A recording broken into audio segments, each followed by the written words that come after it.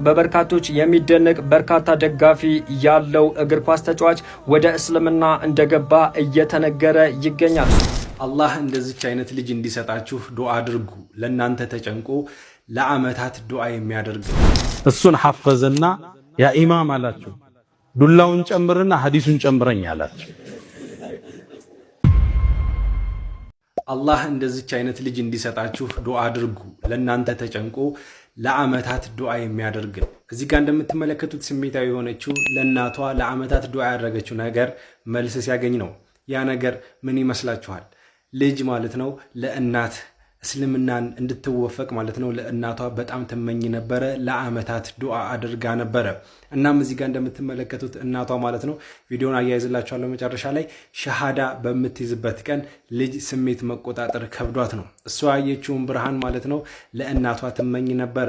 በመመኘት ብቻም አላበቃችም። እንዳልኳችሁ ለዓመታት ለእናቷ ሂዳ ዱዓ ስታረግ ነበረ። በመጨረሻም አላህም ሰማት ማለት ነው። እሷም በለቅሶ ደስታዋን ገልጻለች። ሱብሃንአላህ ከወለደው አይቀር እንደዚህ ነው እንጂ ለእናትና ለአባት ተጨንቆ ዱዓ የሚያደርግ። እስኪ ቪዲዮውን እኔ በትንሹም ቢሆን ላሳያችሁ፣ እናንተ ግን የፕላስ ምልክቷን መጫናችሁን አትርሱ። ወአሽሀዱ አነ ሙሐመዳን ረሱሉላህ። አንዴ ሂሻም ብኑ አማር የሚባል አንድ ግለሰብ መስጂድ ገባ። ከሌላ ሀገር ነው የመጣው።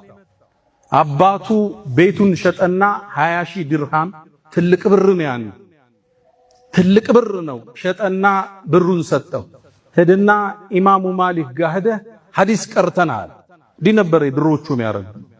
ሌላው ታቢዒን ምን ይላል? አባቴ ቤቱን 70,000 ድርሃም ሸጠና አሁን 70 ሚሊዮን ሊሆን ይችላል 70,000 ሐዲስ እንጂ እንዳላይ ይይዛልኛል።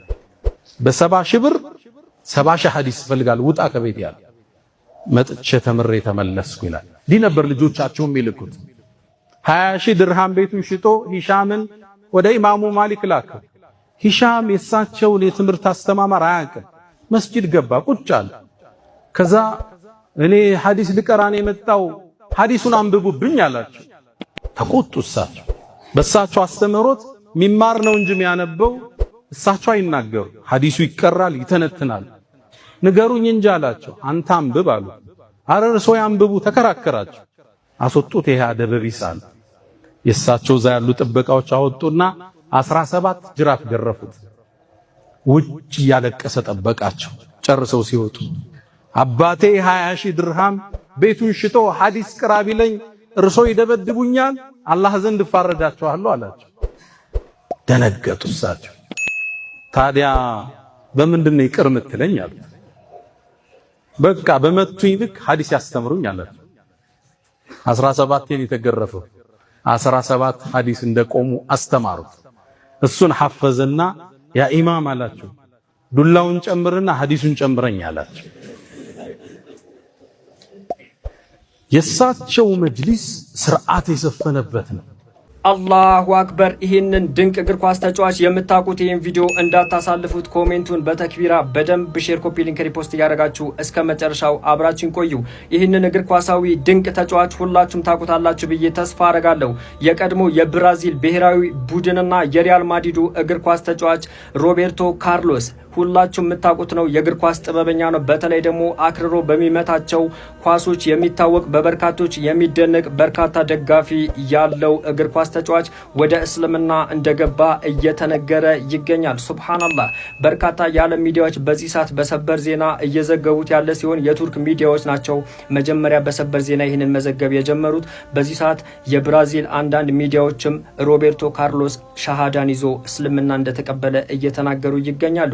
ይሄ ለኛ ምንም አይደለም። ነገር ግን እንደዚህ አይነት ታላላቅ ተጽዕኖ ፈጣሪዎች ወደ እስልምና ሲመጡ የሱ ተከታዮች የሱ አድናቂዎች እስልምናን እንዲያጠኑና ወደ ቀጥተኛው መንገድ ሻሃዳን ይዘው እንዲገቡ ሰበብ ሲሆን በርካታ ጊዜ አይተናል። ለዚህም ነው ሁሌም ቢሆን ተጽዕኖ ፈጣሪዎችና ታላቅ ሰዎች ወደ እስልምና ሲመጡ የምንደሰተው።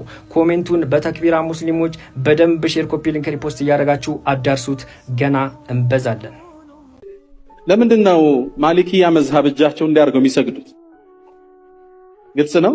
ማሊኪዮች ሲሰግዱ ካያችሁ ስፔሻሊ ወደ መግሪብ አካባቢ ኢማራትም የተወሰኑ እጃቸውን ለቀው ለምን እጃቸው የሚለቁት? ታሪኩ እንዲህ ነው። በሳቸው ዘመን በተለይ የኡመውያዎቹ ስርወ መንግስት አልፎ አባሲያዎቹ ሲተካ እሳቸው በ93 ሂጅሪያ ላይ ነው የተወለዱት። ሁለተኛው ኸሊፋ የነበረው አቡ ጃዕፈር መንሱር የሚባለው ያኔ እሱ በመሾሙ ህዝቡ ዘንድ አመጽ ቅሬታ ነበረ። እነዛ አመፀኞች አንዲትን ሐዲስ መረጃ አገኙ መንሱርን ለመቃወም። እሷም ኢማሙ ማሊክ የሰጡት ናቸው። እሳቸው ምን አሉ? አንድ ሰው ተገዶ ሚስቱን ቢፈታ ጠላቋ አይወድቅም አሉ። ነው ቢነስል ቁርአን ኢላ መን ኡክሪሃ ወቀልቡሁ ሙጥመኢኑን ቢልኢማን ስለሚል የትኛውም አይነት ሙባያዓ ይሁን ቃል መግባት የትኛውም ውሳኔ ተገደህ ከሆነ አይሰራም አሉ። እችን ያዟትና ተቃዋሚዎቹ እኛ መንሱርን ሙባያዓ የገባንለት ተገደን ስለሆነ በኢማሙ ማሊክ ፈትዋ መሰረት በይዓችን ፈርሷል።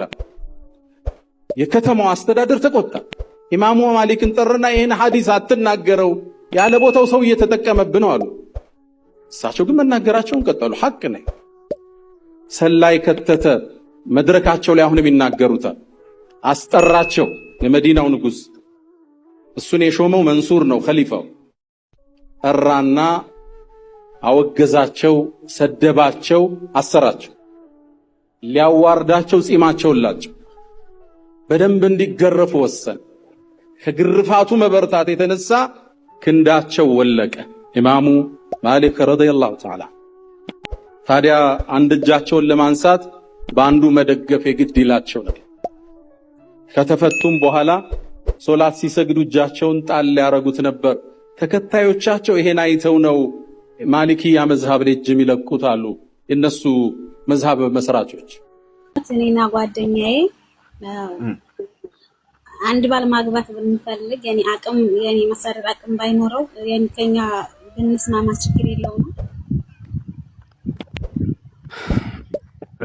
የማስተዳደር አቅምና ችሎታ ሊኖረው ይገባል አንድ ሰው ለማግባት ሲፈልግ እንዳይስራ ማለት እኔ ማስፈት ፈልግ ላይ እንደዛ እኛ ስለፈለገን ብሎ ሂሳብ የለም።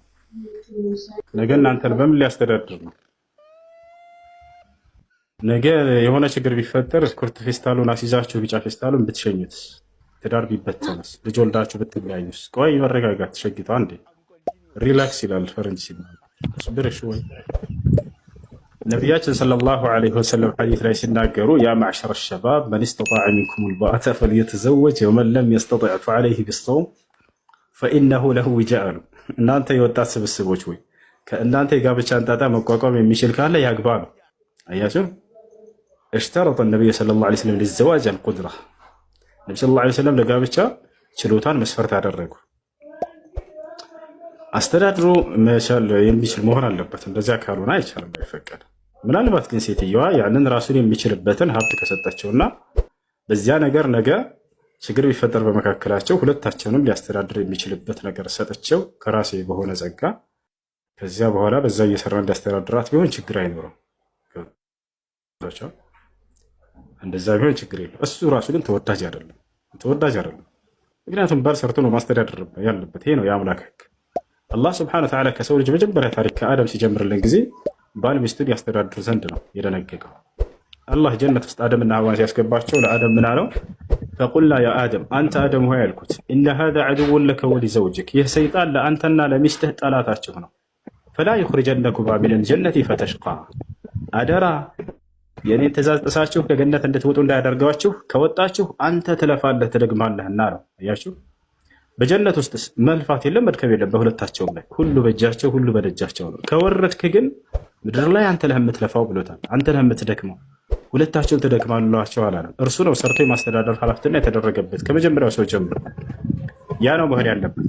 ህይወትን በሚጣፍጠው እንደዚያ ሲሆን ባል ሰርቶ አምጥቶ ሚስትና ልጆችን ሲያስተዳድር ጊዜ በጣም ህይወት ጣዕም አለው። ሚስት ለፍታ ደክማ የምታመጣ ከሆነ እሱ ቤት እግርና እግሩን አጣምሮ ቁጭ ብሎ ይህ ህይወት የዛኔ በጣም እንትን ይላል፣ ይናጋል። እሱ የውጭ ጉዳይ ሚኒስቴር መሆን አለበት። እሷ የውጭ ጉዳይ ሚኒስቴር ከሆነች እርሱ እዛው የሀገር ውስጥ ሰራተኛ ከሆነ ቤት ውስጥ ቁጭ ብሎ ህይወት ይምታታል፣ ይናጋል። ያ ነው ሴት ልጅ እየሰራች እየደከመች ያችን ለስላሳ ሰውነቷን የምታደክምበት ሰውነት አይደለም ያላት። የእሷ ሰውነት ባሏ ሊስማትና ለዚህ እንጂ የተፈጠረው ያንን ሂዳ የቀን ስራ እየሰራች ያችን ስስ ሰውነቷን የምታደክምበት አይደለም። እርሷ አንተ ነህ ወጥተህ ሰርተህ ማስተዳደር ያለብህ። ያ አኺ ተሐረክ፣ ተንቀሳቀስና ሰርተህ አስተዳድር። እስቲ ጥያቄ ያለው